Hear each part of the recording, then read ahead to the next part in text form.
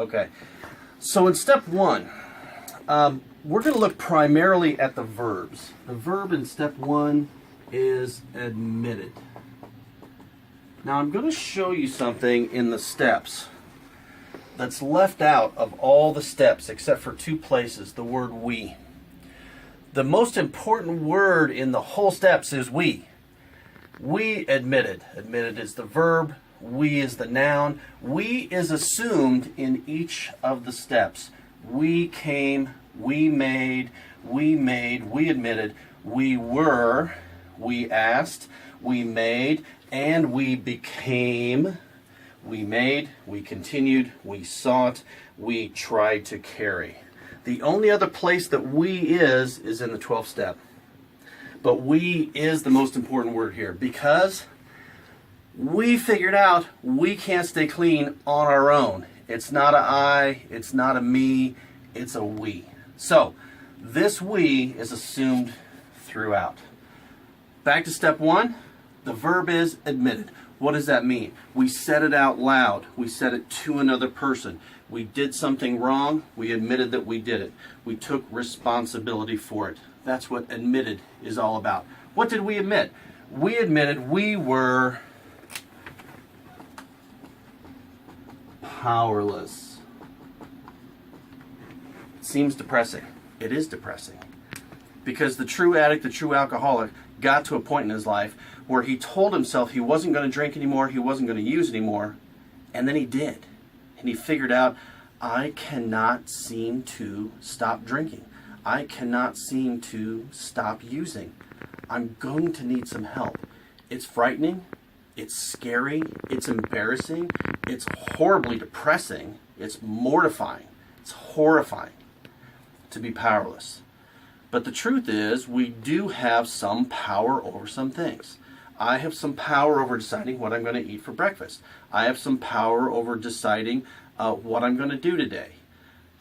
Most of it is programmed by what I've programmed my life to be, not by what other people have programmed it, but by what I've programmed it to be.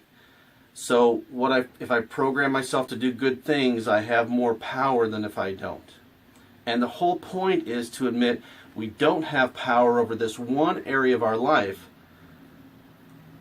so that we can say, I need some power, so we can plug in to power some other power that we're going to find in later steps. Now, powerless over what? Powerless over alcohol, over our addiction, over whatever it is that makes us crazy, that takes away our finances, that takes away our freedom, that takes away those relationships that we want. The other key words here are our lives and unmanageable. We're going to talk more about lives as things go on. And it's that addiction that has made our lives unmanageable. I'm also going to mention at this point, it's not the alcohol or the drug that's the problem.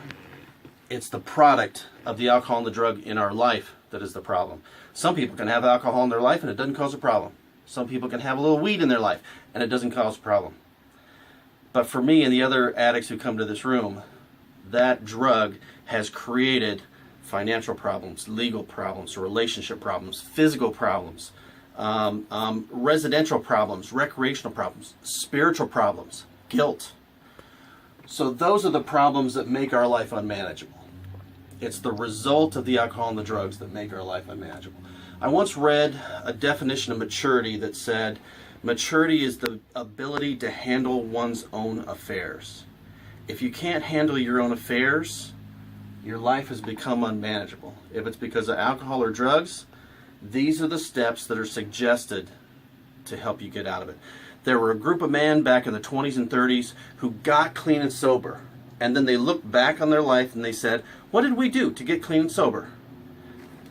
And they wrote down the steps that they did to get clean and sober. That's the first one.